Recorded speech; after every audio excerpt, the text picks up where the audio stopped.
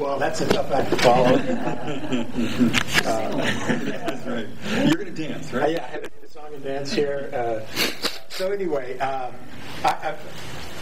approach this question slightly different than the rest of the panelists here, just partly because my field is sociology, and I usually have to work in, my expertise, as it were, on area studies. Most of the time, we're focused on the concepts, and so I usually have to. I can't do substantive courses on Russia and Eastern Europe. They just don't lend itself to sociology.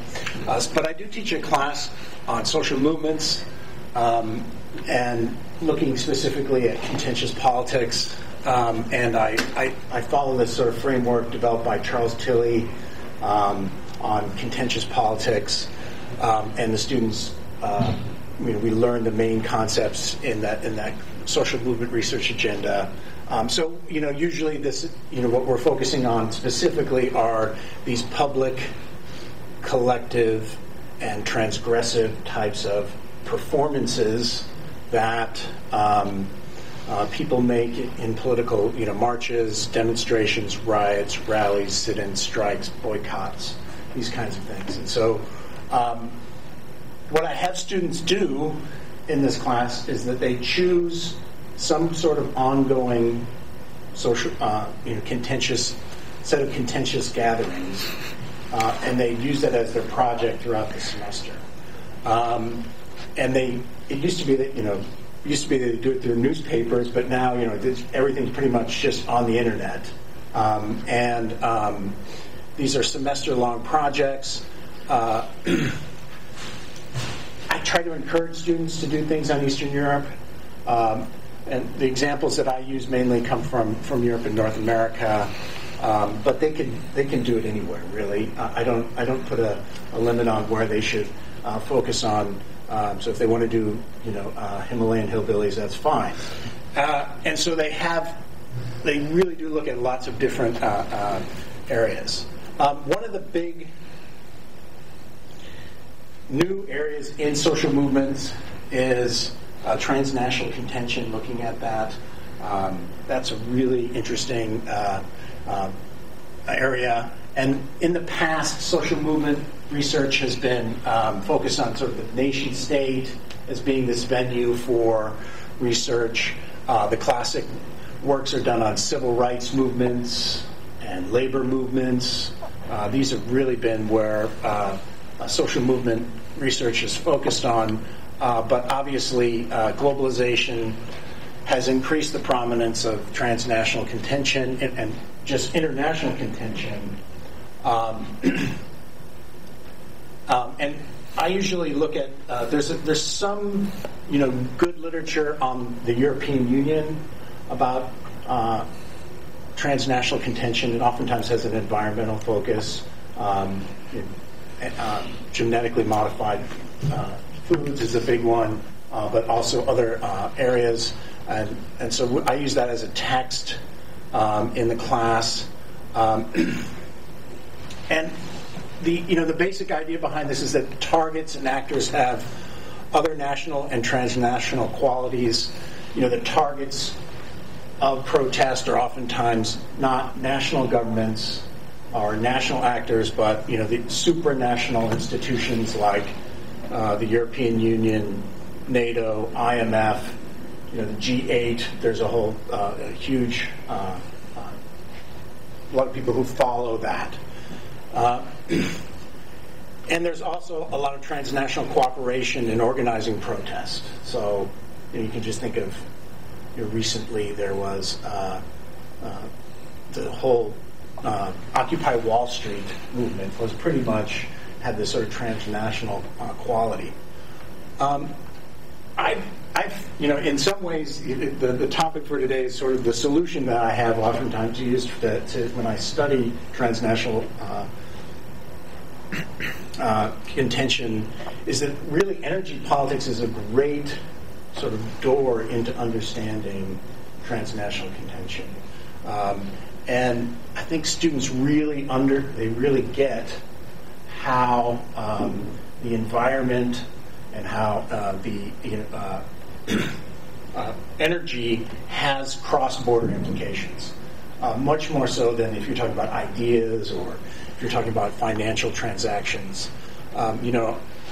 The image of a radioactive clouds from Chernobyl raining in Finland, really sort of gets the imagination of the students. They understand that energy has this transnational, international quality to it.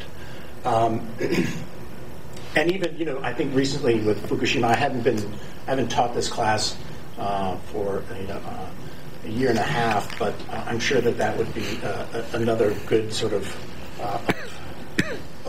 area where you could find contention. The other part of this is that the students themselves,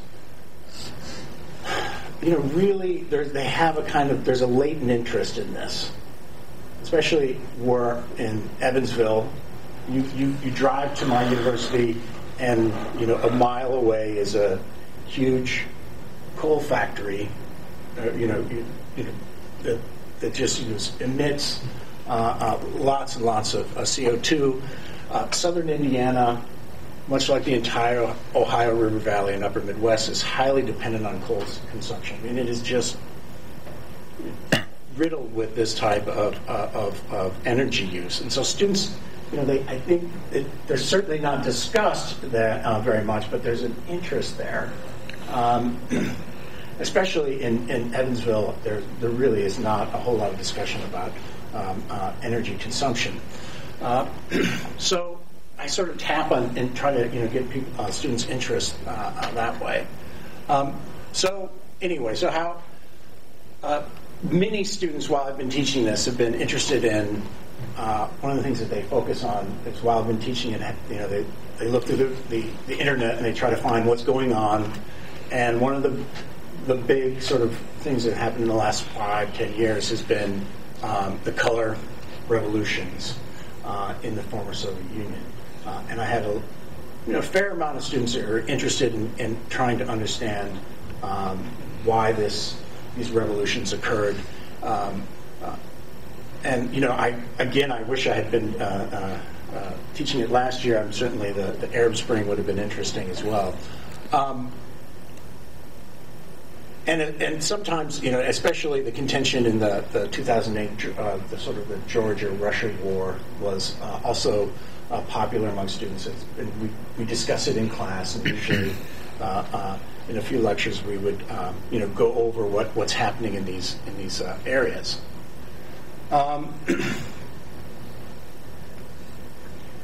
And interestingly, in these, you can see that the actors of protests in these contentious events have a decidedly transnational character. They make similar claims on different national targets, so they have very, very similar types of grievances and claim-making patterns. There's cooperation from previous revolutions on organizing strategies. I believe it was the Georgians who helped out the Ukrainians in the Orange Revolution. So there's sort of this what kinds of performances they should do, financial support from international actors in the West, and especially the United States. There's been a lot of information about how many of these were not necessarily entirely grassroots movements, but were supported through international donors. The part that students have a hard time understanding is why are sometimes the targets of the protests international? So why are the Georgians walking around with a flag of the EU? Targets in the contentious events are often international, transnational actors. Agreement, with European Union, NATO, and the United States. Denunciation of Russia, is usually when you start studying these revolutions, there's extreme sort of anti-Russian elements to it, and students often struggle trying to understand why is there this division between the West and Russia, and beyond just ideology and the sort of cartoon histories that people present on television or in other in the media in general. And so what I try to do is in these classes when students there's a certain amount of students who have been interested in these topics is in class I don't usually have enough time to determine beforehand to have a reading for them about this. Maybe I can do it on the fly a little bit, but usually I have to do the in-class sort of discuss and present something about the energy politics as a sort of factor in, like a deep factor. I wouldn't say like an immediate cause, right? Approximate cause, but sort of a distal cause there. And like we were talking about earlier today, the energy dependence, students just aren't aware of how dependent many of the countries from the former Soviet Union are on Russia. And so I usually try to have a map there. I think usually a map does wonders, at least for certain types of students. And you can see how all roads, as it were, lead through Russia, and if you want to get to Europe, and the Baltic countries consume all of their gas from Russia. Countries from the former Soviet bloc consume more than half of their gas from Russia, and the rest of Western Europe, as we talked earlier today, is dependent on Russian gas. I think maybe the Brits aren't so much because they have North Sea oil, and although that's probably past its peak consumption, I don't know. But certainly Germany and parts of Western Europe are really dependent on Russian oil. And then there's all of these. I don't know what's happened with these, but certainly Georgia and the Ukraine certainly are important parts of alternative oil and gas pipelines that would bypass Russia and lessen the EU's dependence on Russian energy. Right? I mean, I think that there are lots and lots of there are few plans to create alternative routes that would bypass the sort of Russians towards that. And the Georgians have been, certainly important in the, I guess it's called the Nabucco pipeline. I don't know if that's Nabucco. Yeah, and is that still a realistic plan? Have they given up on that? Nabucco's got new life. It may not be Nabucco, maybe a similar project. Right. Because of two major gas discoveries in Azerbaijan. Mm-hmm. Previously, it essentially been predicated on getting gas from Turkmenistan. Right. But there have been two major discoveries in Azerbaijan last year. Last one was announced in September last year. And now there is a certain amount of discussion about that gas being sent to Europe. Now, whether the Nabucco project will be the means for getting it there or an alternative project is unclear, but that's quite likely. Right, and there are other plans, I believe, that would sort of bypass Russia in terms of its. Well, what you're actually seeing more is there are plans for Russia to bypass their existing routes. Russia wants to move gas, bypassing Ukraine. It's already got a pipeline in place to bypass Belarus. So Ukraine is not actually a part of alternative oil and gas pipelines. Instead, Ukraine's finding itself potentially being cut out of the cut down transit business. Right. But Georgia is very definitely part of the alternatives. Right, and they're and you certainly I think that students are aware that that part of the tensions between these countries stem from this energy dependence. And of course, I'm not saying that was the ultimate cause of these revolutions, but they're there. They're underlying factors, and underlying contention in Georgia and Ukraine is conflict about energy delivery that could undermine Russia's power over its neighbors. So the European Union and its allies support color revolutions and contention against Russia as a way to lessen its energy dependence on Russia. And Russia pushes back to destabilize these new governments. I mean, that's what many people think what was going on in Georgia, in that Georgia-Russian conflict, was they were there to destabilize these countries in a way to stop the realization of alternative oil and gas pipelines. So, in class I tried to give a little bit of the history of these kinds of geopolitics, and to help so the students can understand this. As I said, I think that these energy and environmental politics are some of the most illustrative of transnational contention. By following cross-border delivery of energy, students understand why targets of contention are foreign and supranational rather than domestic. And, finally, and I just use publicly available maps of energy delivery. I mean, they're very instructive. Students get it when they see that map. They understand what it means.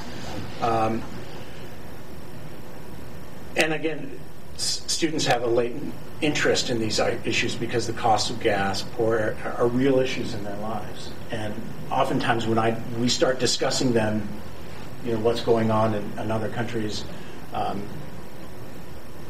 the dependence on certain types of energy, and you start talking about what's going on in their lives, it really does is a great opening for a discussion. So thank you.